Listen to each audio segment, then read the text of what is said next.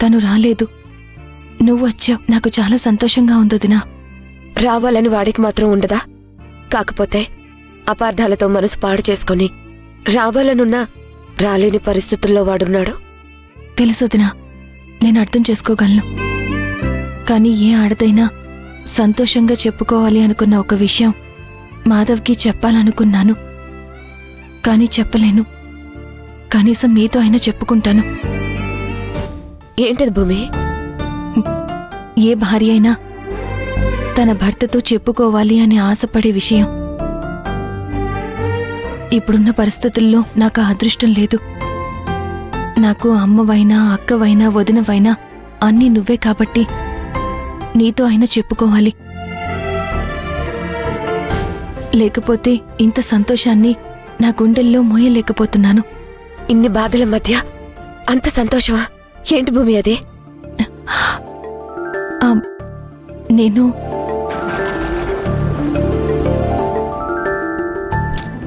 చెప్పు భూమి.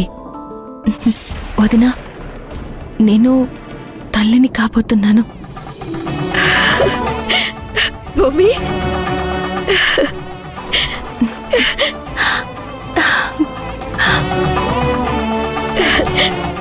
నిజంగా ఎంత శుభవార్త చెప్పావు భూమి, ఎంత శుభవార్త చెప్పావు.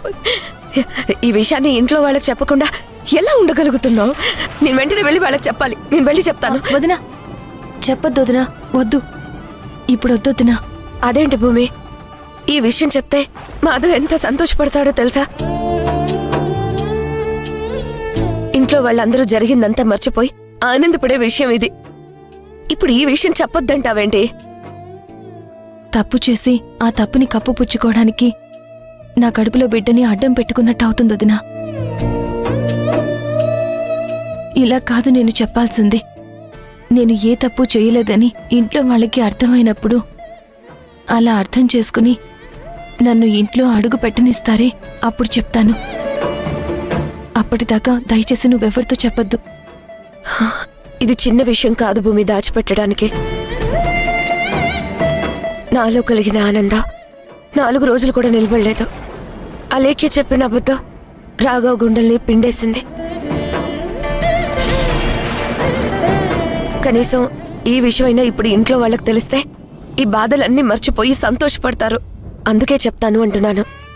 చెప్పాలని నాకు ఉందోదినా, కానీ చెప్పే సమయం అయితే ఇది కాదు.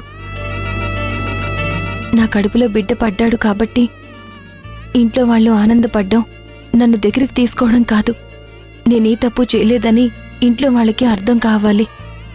అర్థమైన తర్వాత ఈ విషయం చెప్తే ఆ ఆనందం వేరుగా ఉంటుంది. అలా చెప్పడం వల్ల నాకు ఒక సంతోషం ఉంటుంది. అందుకే దయచేసి ఈ విషయాన్ని ఎవరికీ చెప్పొద్దు.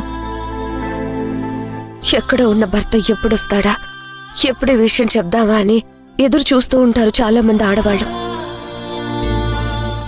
కానీ నీకు మాధవికి మధ్య ఒక గోడ మాత్రమే అడ్డుగా ఉంది. గోడ అవతల ఉన్న భర్తకి ఇంత మంచి విషయాన్ని చెప్పలేకపోతున్నావు. నిజంగా ఇది చాలా బాధగా ఉంది భూమి. అయినా నువ్వు మాత్రం నిజంగా చాలా మంచి విషయం చెప్పావు. అన్ని బాధలు ఒకేసారి చేతి నుంచి తీసేసినట్టు అయిపోయింది. నేను లోపలికి వెళ్ళి తినడానికి ఏమైనా తీసుకొస్తాను. నా అల్లుడు జాగ్రత్త.